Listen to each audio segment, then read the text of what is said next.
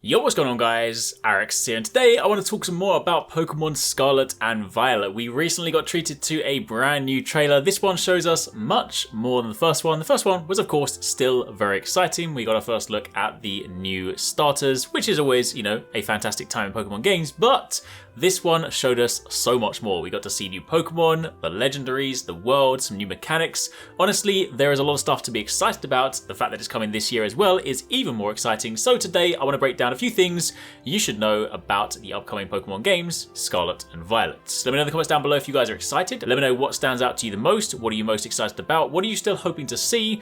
And of course, do be sure to keep it locked because we will be playing and covering Pokemon Scarlet and Violet. So as and when they drop, then we'll definitely keep you guys posted. But to begin with, let's talk about the gameplay. First things first, very exciting point to note, the game is going to be fully open world. Now, of course, they haven't necessarily specified quite to what degree. When they say fully open world, it makes you think, okay, completely seamless. You're walking from towns to fields to like absolutely every area. No loading, potentially a la sort of Breath of the Wild in that degree, but I'm sure of course there may be some discrepancies, maybe when you go inside buildings, this, that and the other. Honestly, the sort of exact specifics are still to be detailed, but the main thing is, it is going to be an open world game. Legends Arceus gave us sort of a taste of this. It definitely wasn't completely open. It was much more comparable to say Monster Hunter in that of course you go from the town, you load to a zone, but at least when you're in the zones, it definitely felt a lot more open than previous games. And of course, when you actually see the gameplay itself, you can see that sort of like open exploration running alongside Pokemon feel of Arceus is definitely present in these games.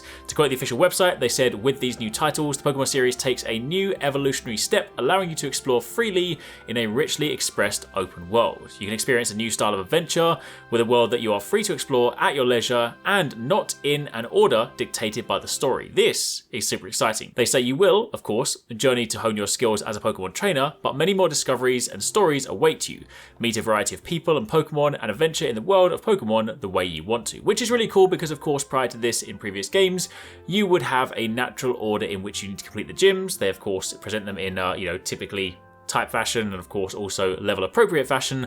I'll be interested to sort of see how they handle the scaling, because if you decide to go to what would maybe ordinarily be treated as the quote-unquote end gym, and of course you're doing that first, then I would assume they have some sort of level scaling system in a similar manner to sort of how Breath of the Wild lets you play the game in any order you want as well. But either way, that is very exciting. The game also looks to feature more traditional battle systems, so again, although Legends Arceus gave us a more sort of open feel, it was definitely a very big distinct departure from the traditional Pokemon formula.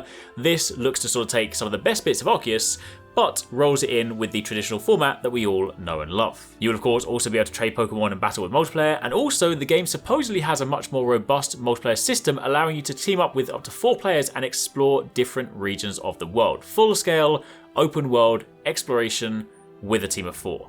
That just sounds hella exciting. Whether it actually works like that, whether there's sort of some interesting lag and net issues, I hope they iron that out. But regardless, exploring the open world together with your homies, not just sort of in a contained battle or like a raid battle, is going to be real cool. Also, we get a look at what seems to be the new design for the Pokemon Center, which looks kind of like a petrol station, which, as we'll touch on later, potentially lines up with the new Legendaries. Now, moving on from there, we of course get a look at some brand new characters. The latest trailer introduces us to 3 brand new characters that will be appearing in the Pokemon games. The first one is Nemona, who will basically be your guide and friend in both Scarlet and Violet. The website says that she is your friend who has a sunny and energetic disposition, and she absolutely loves Pokemon battles. She's an experienced trainer and serves as a reliable guide for you on your adventures. She has undisputed skill in battle, though it does seem she's not the best at throwing Pokeballs. Plus, you seem to have 2 different professors this time, a male and a female professor named Sada and Turo. Sada will be your professor for Scarlet, and Turo will be your professor for Violet.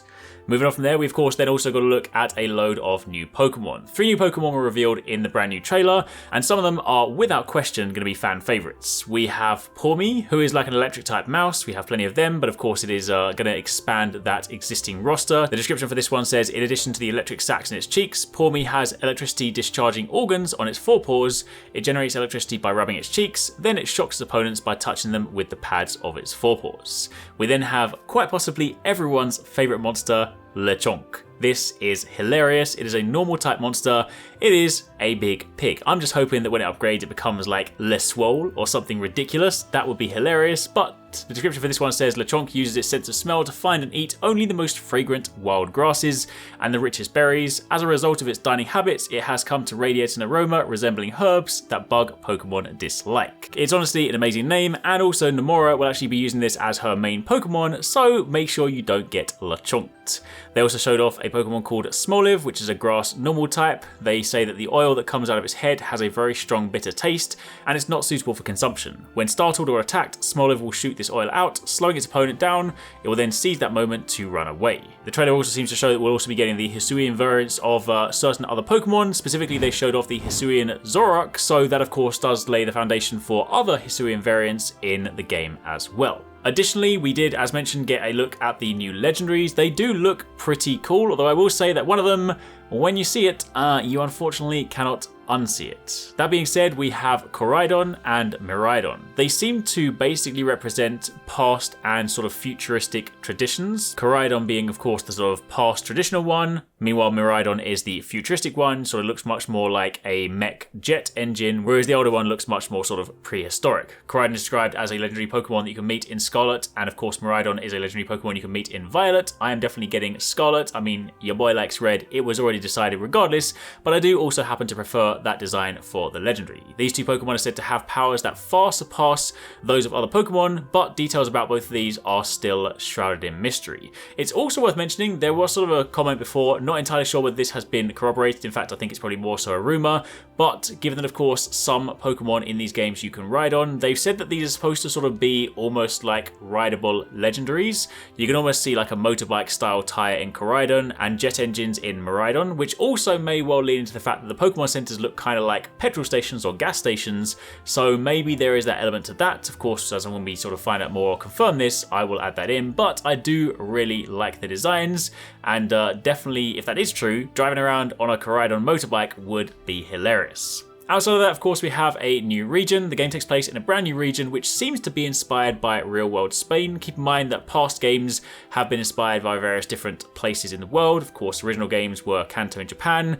You then had places like Kalos being inspired by France. Hawaii is, of course, the inspiration for Alola, and the UK is the inspiration for Gala. The buildings and themes this time around seem to sort of match Spain, as do the namings for the starters, being Sprigatito, Quaxley, and Fuecoco, so this is potentially the inspiration for this new region. And then finally, of course, the release date. Both these games are releasing on Friday, November the 18th, 2022, so it is one of the games to look forward to this year. Of course, a lot of games are being pushed out into next year, but fear not, Pokemon is, or at least at the moment, not one of them. So this is something to look forward to coming to Nintendo Switch. But anyway, for the time being, that is pretty much it. That's a little rundown on the stuff we know about Pokemon Scarlet and Violet from the new trailer. Let me know again in the comments down below what you guys think. If you've missed some of our recent videos, be sure to check out one of these ones, and keep it locked for plenty more.